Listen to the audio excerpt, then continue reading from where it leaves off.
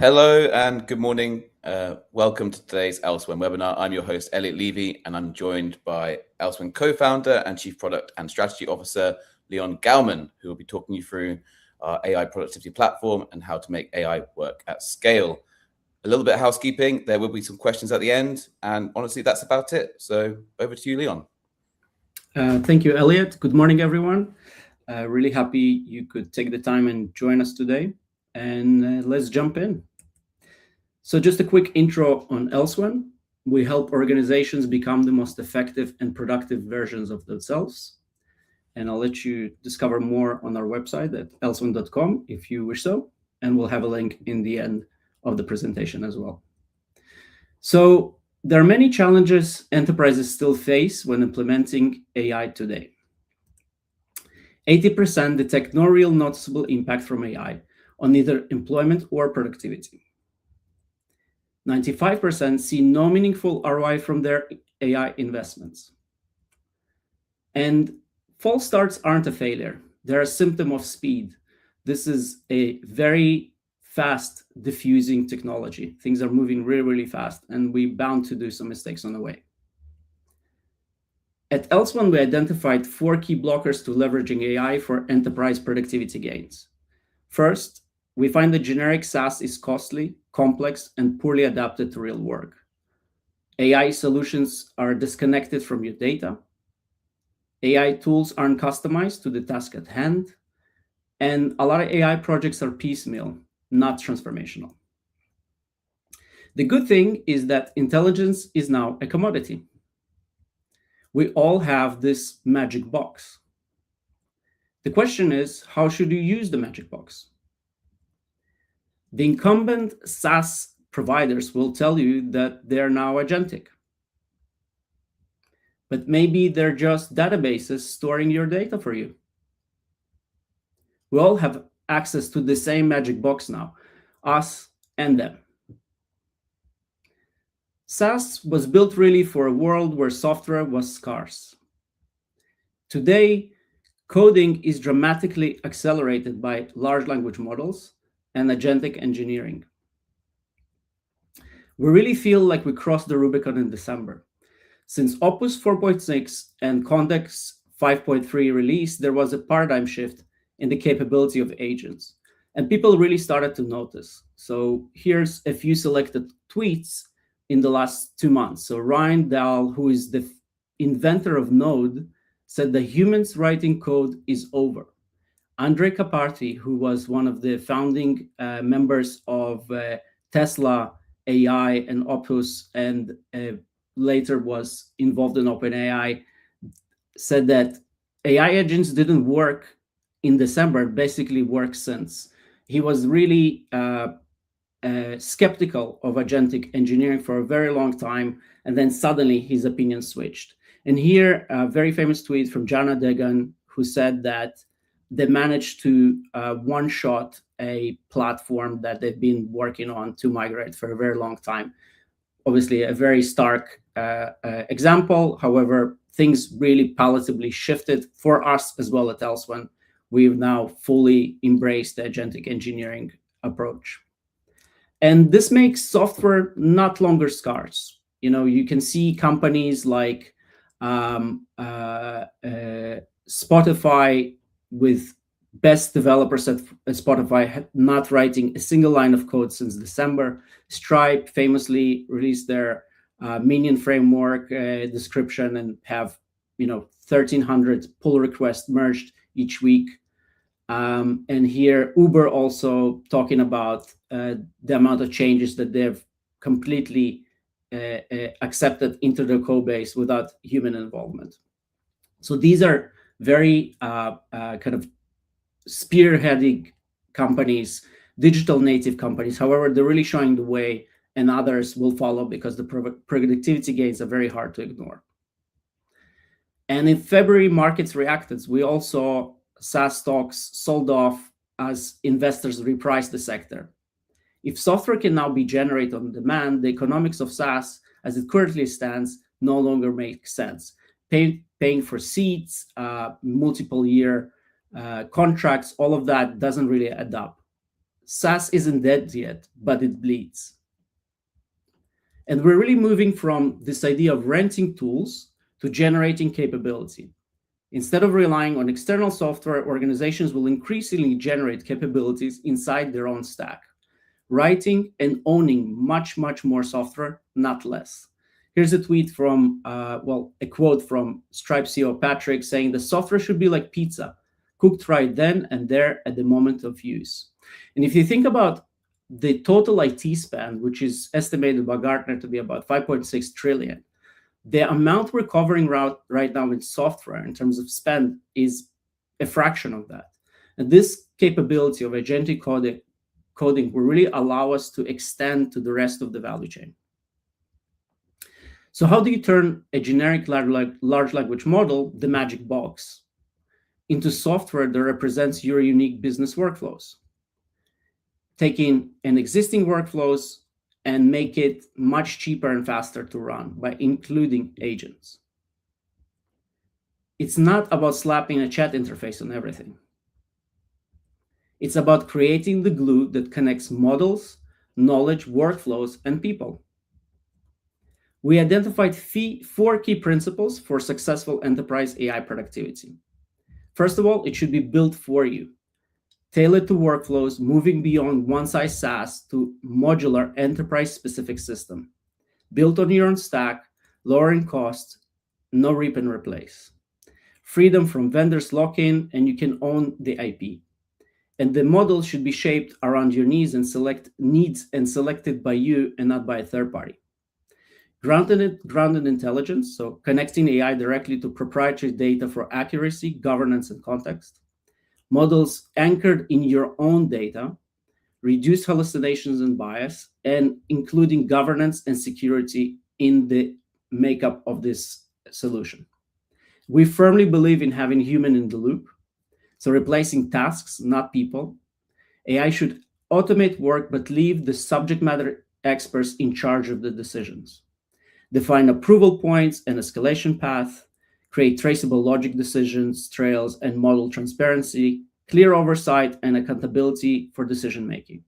And agentic enterprise, so multi-agent systems that evolve into a resilient operating model, embedding AI as the system itself, moving from pilots to platforms, orchestrating end-to-end agentic workflows, and creating systematic productivity gains.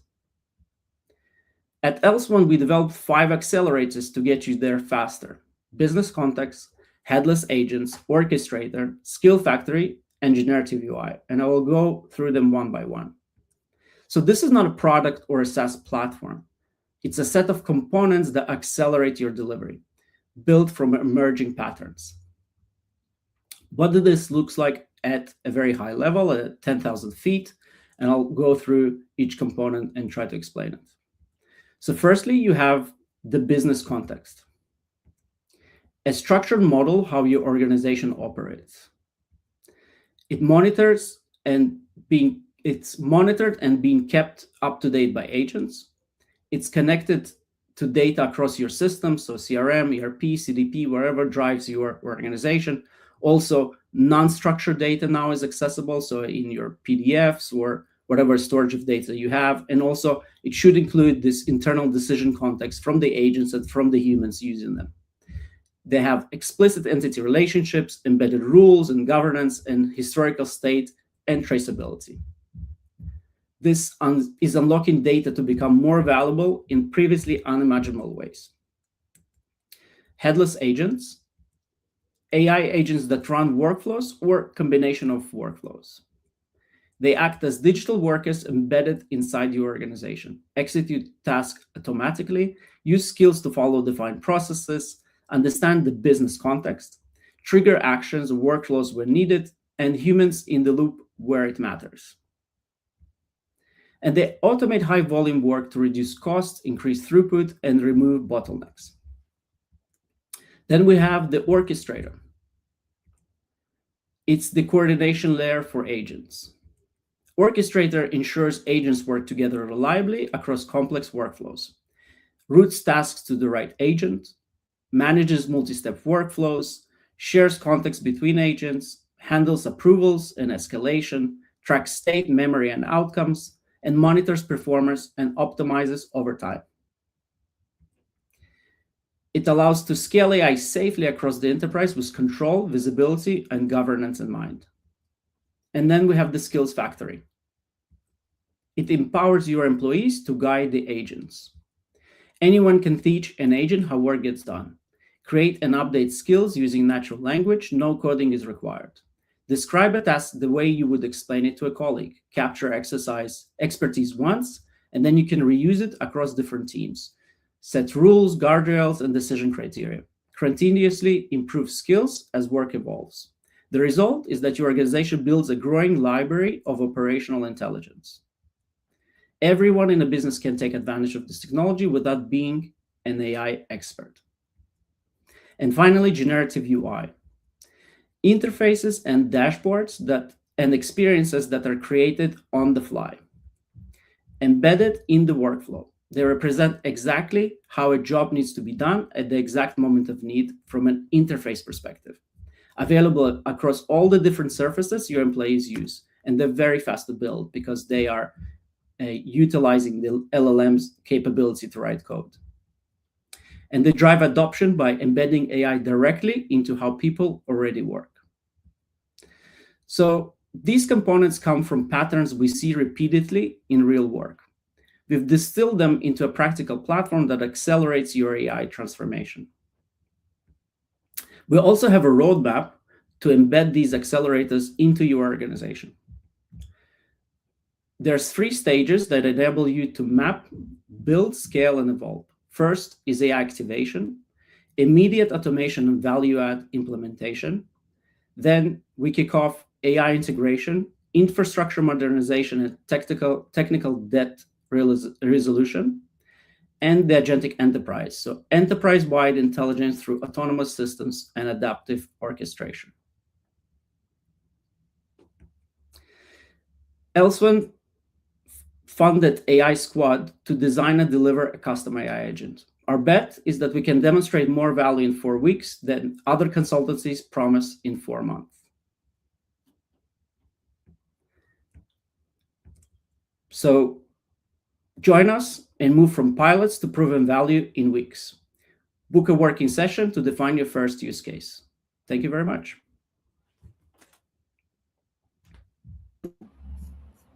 Thank you, Leon. Really interesting. So we have a few questions. And the first one is appropriately, what does day one of this look like, this transformation?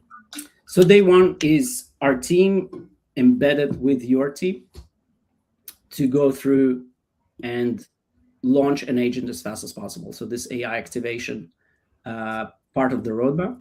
And the day one is coming in, describing the process, and then redefining it with an agent in mind, and then essentially launching that agent as fast as we can. Cool. This is essentially what AI Squad should do in the first 4 weeks. And transformation can be a bit of a scary word. Someone asks, is this a big transformation or is it something we can layer in? Our goal is to get to this vision of an agentic enterprise. So having agents working alongside people in the organization and taking away work that they can do best. However, this can be introduced in a layered way. So basically, we can start with a particular area, one workflow, or a series of workflows, essentially understanding somebody's jobs to be done, and then taking some of those jobs away into this agentic platform. And also, how quickly do you typically see value from this? ROI should be decided from the very first meeting. So basically, there's no point to do this unless you can identify an area where you can produce the right operational cost savings. And on the vibe coding, would you recommend companies vibe code their own software completely? I don't think that companies should vibe code their own software. I think people should work through vibe coding as a way of solving particular areas in their domain or describing the problem and the solution. But if you think about an enterprise scale, you need a more kind of guardrailed approach, just in terms of the security and the governance around this. So ideally, we want to create a way for people to quickly execute their needs through an agent. But I think what vibe coding tools are great for prototyping, explaining what the problem is and what the potential solution is. And then if SME can do that themselves, then they have the power to actually bring some of their vision to life that then can be taken to the next step. Yeah, I think once you told me it's kind of the Pareto principle, the 80-20 kind of approach. Well, vibe coding, yeah, I think in coding in general, 80-20 rule now is becoming more and more important. So it takes 80% to get there pretty fast, but then most of the work is in the 20%, and that can really destroy the scalability of a solution. Cool. And do clients need all 5 accelerators, or can they start with one? So to get to the maximum value that you potentially want to generate out of moving to a more agentic way of working, you need all of these patterns in place. So these patterns are what is emerging right now to be able to unlock agentic capabilities across your business unit or across your organization. But many organizations start from one place, and that's the business context. So the most important pillar of this, and a good place to start, is creating a business context. And we've been seeing this business context, this GraphRag, this solution that allows repackaging of data into a way that is easy for an agent to traverse and to understand and to reason with, as the cornerstone of building all the additional capabilities. And that business context layer, how do you make it stay accurate over time as the organization changes and evolves?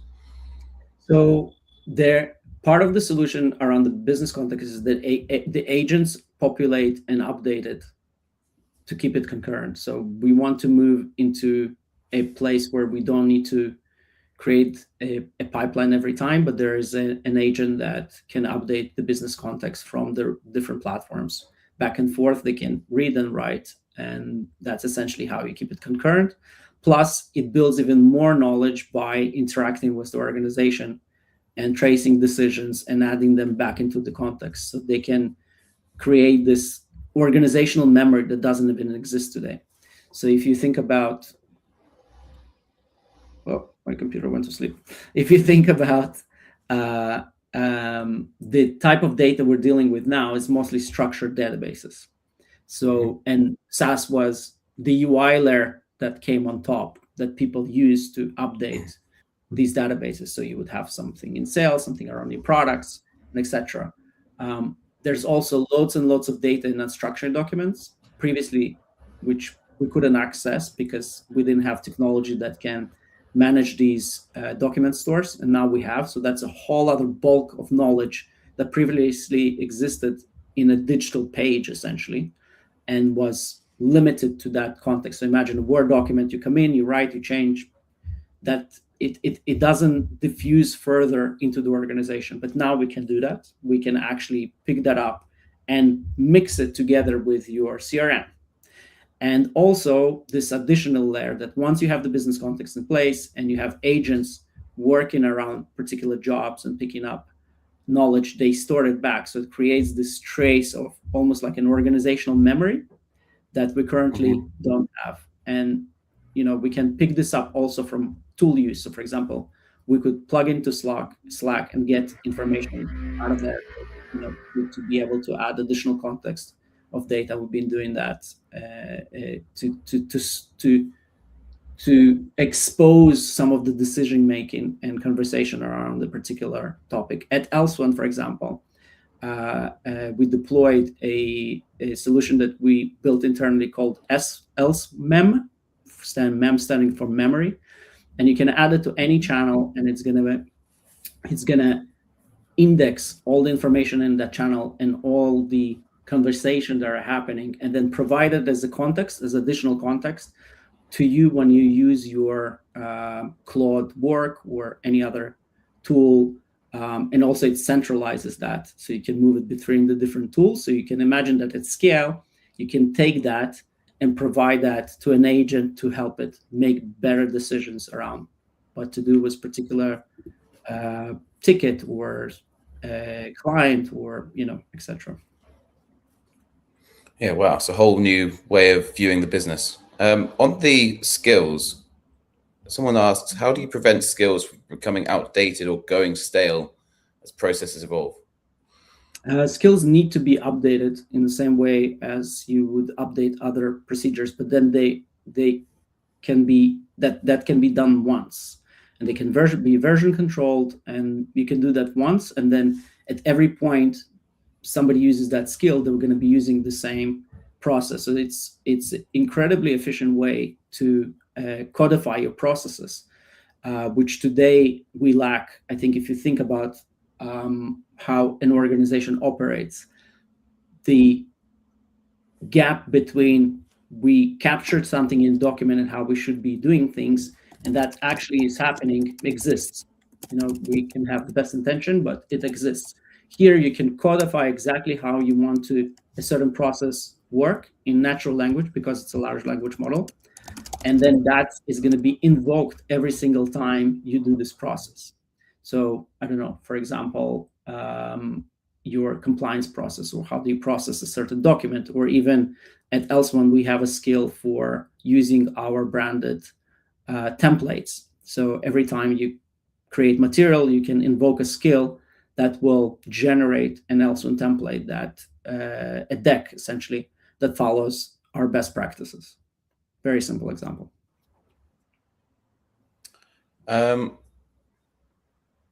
Is this realistic for a 500 plus person company, or does it make only economic sense at a certain scale? I think it's realistic for a 3 people company. So it's just, the question is, so how much glue do you need between the model and the process? So basically, if it's a very small company, you can use a very small set of tools, because the amount of process complexity is small. As the organization grows, the process complexity grows, so you need these abstractions to be able to solve a more complex problem. It's similarly, if you think about coding, if you write a very simple program, it can exist within one file, and it's just line by line code executing. But as the system grows, you need to think about different ways to abstract it, to make it easy to change, update, refresh, get others to use it. My computer froze again. Sorry, it goes into sleep mode. So what we're targeting with our accelerators and the platform, I would say, is a kind of a mid-market and large enterprises. So companies that have a lot of operational complexity, and they would like to have a more codified and established way of utilizing agents. And again, this is not a solution like a platform or a tool. These are pieces of technology that have been developed, and you could codify your own, but we went and spent time to bring these to life, so it's faster to get the solution going if you integrate those. So I suppose at the end of it all, regardless of the size of your enterprise, the aim will be to be completely agentified, the agentic enterprise for everyone. I think every process is going to be that humans do is going to be agentified. So these ideas are correct on a small scale and at a large scale, but I think with a larger scale, there's more investment that you need to do in this glue piece to make sure that what you have is scalable, it's safe, it works as expected, and it allows the organization to take advantage of it. Cool. And we've got a couple more questions here. How do you handle the human in the loop in more regulated industries where every decision needs a clear audit trail? Well, this is what's great about the business context, is that it will take and index all of these decisions. So it's actually a much more streamlined and effective way to the one that we're using normally in organizations today. So if you imagine that an agent is executing a work process, and in a certain place it had to go and involve a human, and the very clear guardrails that you can put in place, that if there is a certain ambiguity or certain conditions are met, and you can codify this in your skills, you have to bring a human in a loop. So the agent has to go and invoke a human decision. In both cases, you can store this information in your business context as a index trail, as a trail of the decision, and then it's very easy to actually show the path of all of these decisions. You can move even forward, which is very hard to do. You can iterate on the process very quickly on the basis of information, because you have this analytical data stored of how many times, where, and why, and what was the decision, and how you can then change that. So if the decision is similar every time, we can update our system to be able to reflect that through the skills or through the orchestrator. So it's a constantly living, changing system that adapts to how the organization actually uses it. And the last one's slightly adjacent to that, to be honest, and it's what happens when an agent gets something wrong? Who's accountable? So again, the accountability trail is very simple to set up and decide. And the accountability will lie within the organization, within the business domain that the agent is operating in. So in the same way as you would have any other decision under a particular business unit or under a particular domain, we know exactly where things are happening, and we have all those. It's, imagine that today, if you use a website or a piece of software, we have analytical tools that essentially report both on how the system is being used and kind of how the technology to support that system is being pushed in different directions. How well it runs. Tools like Sentry and Accenture and Google Analytics, it kind of gives you both sides. So in a similar way in here, you would have the same information available in the business context of how the agent was used and where the borders that it met and there was an issue. Great. Well, I think that's all the questions. I do want to ask you though, what's the most exciting development for you at the moment in this space? Because there's so much going on. For me personally, what's been amazing is we see with agentic coding, we can build very, very fast. So for example, we could build these accelerators at a speed that previously was not possible. We can do things in weeks that took a lot longer previously. It took months previously. And also this way of working allows me personally, as a founder and a person that hasn't written code for a long time, to write code now. So I can use agents and do some coding in a way that was not possible. I was just thinking about this yesterday, that I started coding at a time where you had to read books to be able to code. And now I can just talk to an AI agent and provision it to do things that I did not know about 2 weeks ago, which is incredible. It's very empowering. Yeah, 100%. Well, thank you all for joining us this morning. If you want to learn more about the platform itself, do follow that QR code, but also it's just on elsewhen.com. If you want to get in touch about the AI squads, please do. Leon is always available for that.